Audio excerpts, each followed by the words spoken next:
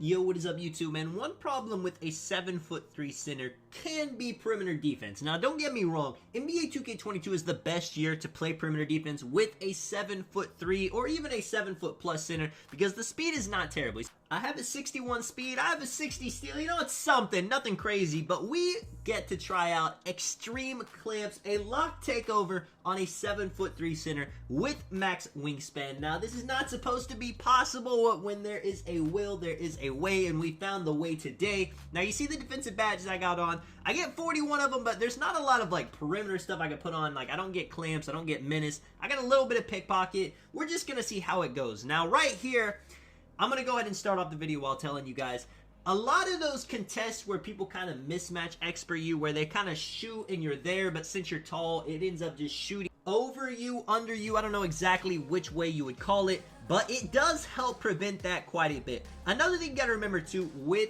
lock takeover is you get a +10 to your speed. That might not matter too much when you're an on-ball lock. You know, say you got like 90 speed, it gives you 100 speed. But when you're a 7'3" center with 61 speed and it boosts up to a 71, you can feel a crazy difference while having it activated. Another thing too, man, I was getting chase down blocks like crazy. Now, I do a pretty good job of getting chase down blocks. I run it on Hall of Fame actually when I'm playing the ones, but nothing like when you have lock takeover, man. It makes you look like LeBron James pinning the ball on the backboard sometimes. I mean, again, I just blocked him. He tries to go in for a good dunk. You know, usually that is unblockable, but I get it anyway thanks to the lock take, and then just to rub it in his face, I hit him with a standing contact dunk. I know the man has got to be upset. Now, because of this lock take, I was able to get him cold, which ends up, you know, slowing his speed down quite a bit, which is going to help me even more. Now, it's not perfect right there. I blocked him twice in a row, but he gets the third one. Another great dunk animation. I don't want to lie to you guys and say, you know, this is the most game-breaking thing in the world, but at the same time, I feel pretty comfortable guarding guards with my 7'3" center. You know, maybe if they're like a 5'9" with 99 speed, 99 three-pointer, they can get the best of me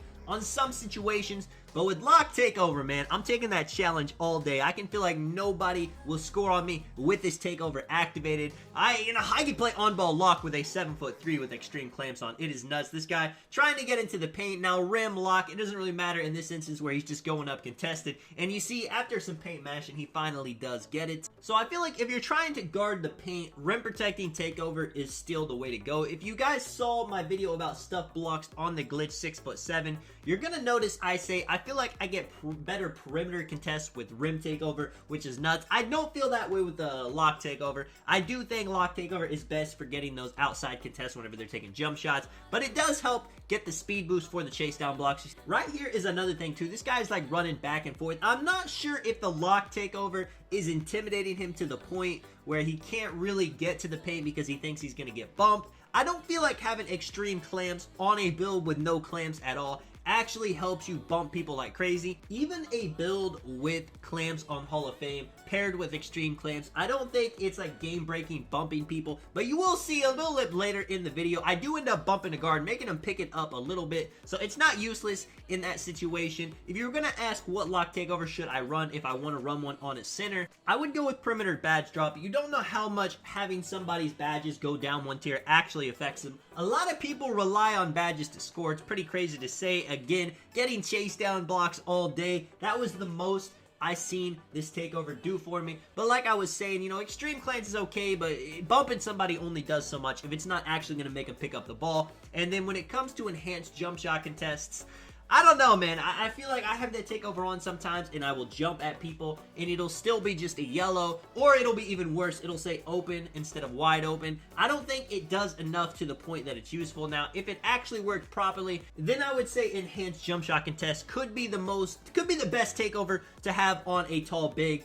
But, you know, we could say that about a lot of things in the game. If it worked properly, it doesn't. It's just what we got to deal with. This guy, edit plays right here. He was a bit of a dribble god. And look, this is a big thing right here. That says open instead of wide open. That is a huge difference. If I don't have lock takeover on, I'm pretty sure that I'm just getting no contest. It's going to say wide open and he's going to green it right there. I get a yellow. These aren't huge contests, but because I have the extra speed with the lock takeover, because I actually have the lock takeover in effect for me, and it's actually helping me get a little bit better of a contest than I normally would, I'm actually able to make him miss shots like that, where normally if somebody is pretty good at dribbling, they're not worried about scoring on a 7'3" center. They know they're going to have the speed to get past him. This guy though, man, doing momentums, doing hopbacks, you know, doing every ISO move in his box, and he cannot get anything. Gets himself stuck in the paint where, you know, if you have a smaller defender on you, then it's not a bad situation to have to mash for a bucket, but if it's a 7'3", that is not the place you want to be.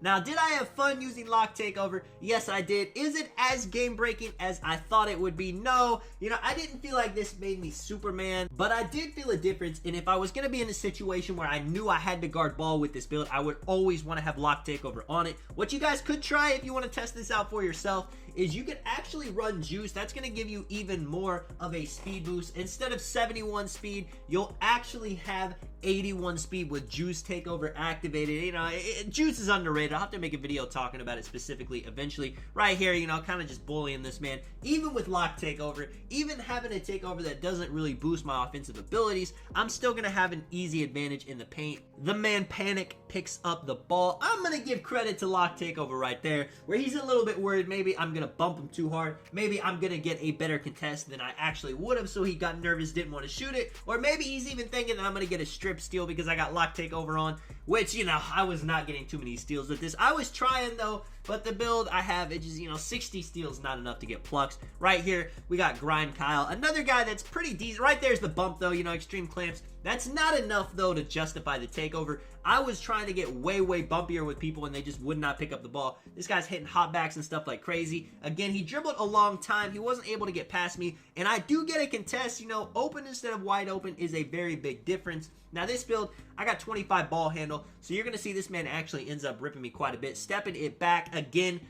Just enough of a contest to not be wide open, but he makes it anyway. That is a bit of the problem with lock takeover in this game. I feel like it doesn't truly make you a great defender all around. You know, if you have lock takeover activated, it doesn't matter which one you have. You should be able to bump people like crazy, get crazy shot contests, play crazy lanes. It's like you should be Kawhi on steroids when you have lock takeover, because when somebody has, you know, limitless range takeover, say a point guard with 99.3, they're like Steph Curry on steroids. So it's got to be the same with defense. 14-14, close game. You're going to see I got to put lock takeover in effect. He's got shot creating takeover. He's very fast. It's very tough to keep up in these situations. But like I said, man, the 71 speed does feel a lot better having this takeover activated. He gets past me. The chase downs. I didn't even get a block right there, but even the chase down contests were crazy with this takeover. I wanted to get behind the three-point line and pop an easy three, but my dude would just not move. But man, look, I take off. He jumps. Not too much he could do, you know. It's bully ball in the paint.